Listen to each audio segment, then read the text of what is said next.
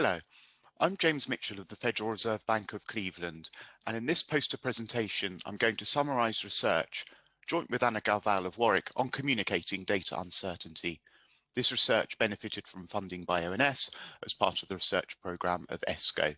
The views expressed are our own and not necessarily those of the Federal Reserve Bank of Cleveland or the Federal Reserve System. The ONS recently told us that GDP contracted by 9.8% in the UK in 2020. This involved a record-breaking decline of GDP of some 20% in 2020 Q2, a number I will return to shortly. In the US, the BEA announced falls of GDP of 32.9% in 2020 Q2, and then rises of 4.3% and 33.4% in the third and fourth quarters of 2020. But economic data like these GDP numbers are uncertain. They are not as accurate as perhaps implied by the ONS and BEA, like many statistical offices when reporting to one decimal place. GDP data are subject to sampling and non-sampling errors. One manifestation of such data uncertainty is data revisions, namely the tendency for history to be rewritten as new information arrives and, understandably, changes our view of past economic performance. There is an inherent trade-off between timeliness and accuracy, so revisions to early GDP estimates should be expected. This data uncertainty means that the latest estimates of GDP from the ONS telling us that the UK economy grew at 0.4% in February 2021 should not be taken at face value. This estimate of 0.4% is itself uncertain and likely will be revised in the future. While data uncertainty is well recognised and understood by policymakers and statistical offices themselves, the widespread international practice of communicating headline GDP estimates as point estimates arguably conveys a misleading degree of accuracy. The public may indeed take early GDP point estimates at face value, as set in stone, or they may reason that the numbers presented to them are just estimates and as such could well be inaccurate. We do not know. In our research, we aim to fill this information gap. We use two waves of a randomised trial conducted online to assess if and how the UK public interpret and understand GDP data uncertainty. The first wave was conducted in 2018 at a time of stable GDP growth and involved randomly sampling more than 3,000 nationally representative adults from the UK public. The second wave, which randomly sampled more than 4,000 nationally representative members of the UK public, was conducted during the coronavirus pandemic, when the UK saw its worst ever contraction in 2020 Q2. The GDP data are communicated to individuals in a trial control group in a format that mimics recent ONS press releases. This, in effect, involves presenting to individuals in this group ONS's latest GDP point estimate at the time of running the survey. Treatment groups are then randomly allocated alternative qualitative and quantitative communications of data uncertainty. In the absence of official measurement, prior to communication, we use historical data revisions to measure and quantify GDP growth data uncertainty. Specifically, we assume data uncertainty is captured by a Gaussian density with mean centered on the latest point estimate of GDP from the ONS and standard deviation set equal to the standard deviation of the revision between the ONS's first GDP estimate and the revised estimate after 4 years.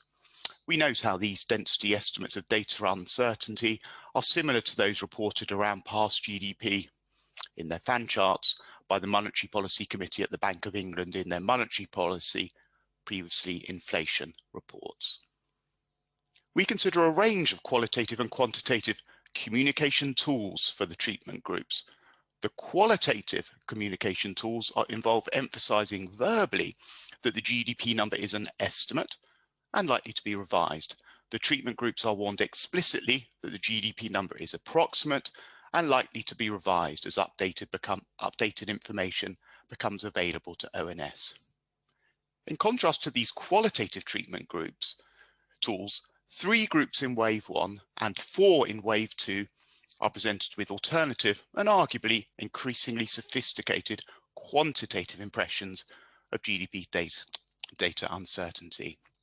The three quantitative communication tools using intervals, density strips, and bell curves are shown here on our poster. They are shown for the 2018 Q3 GDP point estimate of 1.5% used in wave 1.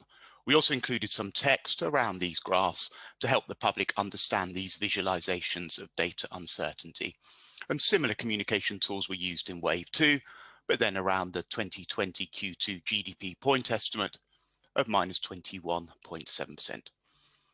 Also in wave 2, following innovation at the ONS during the course of 2020, we consider that ONS's proposal to communicate data uncertainty by presenting confidence intervals around not just the latest GDP estimate at the time of running the survey, but historical GDP estimates.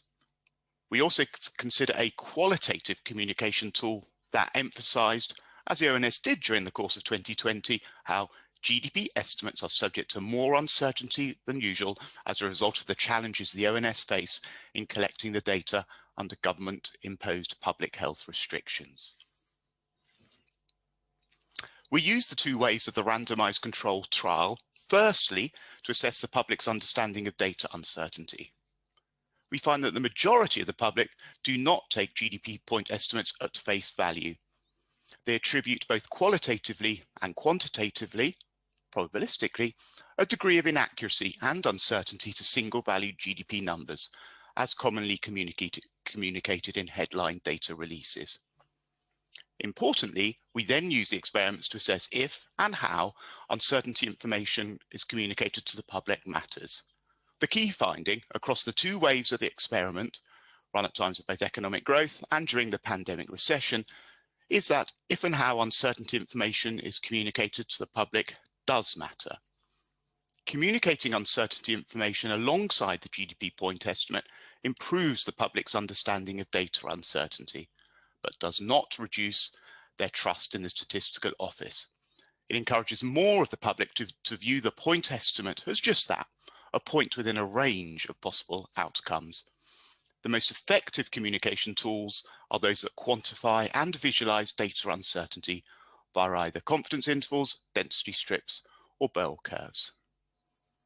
These results are in fact consistent with emerging interdisciplinary evidence that providing quantitative uncertainty information leads to a better understanding of the range of possible outcomes, but need not to erode trust in the data.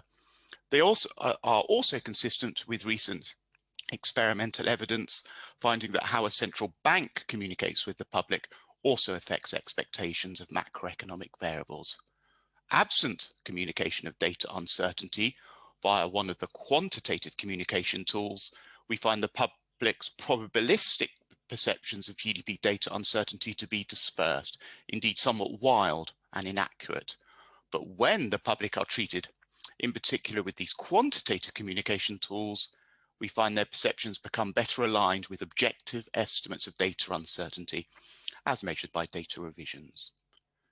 Treatment effects are also found to be stronger for individuals who are better informed about the economy and have more trust in the statistical office. Our results have, we should hope, clear implications for communication strategies at statistical offices and other organisations publishing data subject to some margin of error, namely explicit and visual communication of data uncertainties, particularly via quantitative communication tools, leads to a better understanding of the range of possible outcomes by the public. Our experimental results support the wider use of confidence intervals around GDP estimates as a means to communicate data uncertainties, as proposed by the ONS in their April 2020 Economic Review article. While it's great that statistical offices and central banks increasingly make real-time databases that reveal data revisions available via their websites, our results suggest further gains of explicitly quantifying and visualizing data uncertainty when communicating data to the public. Reporting estimates of uncertainty is better than not reporting them, and certainly better than no direct statement of uncertainty beyond referring to GDP as an estimate. Thank you for listening. If you have any questions or comments, please get in touch.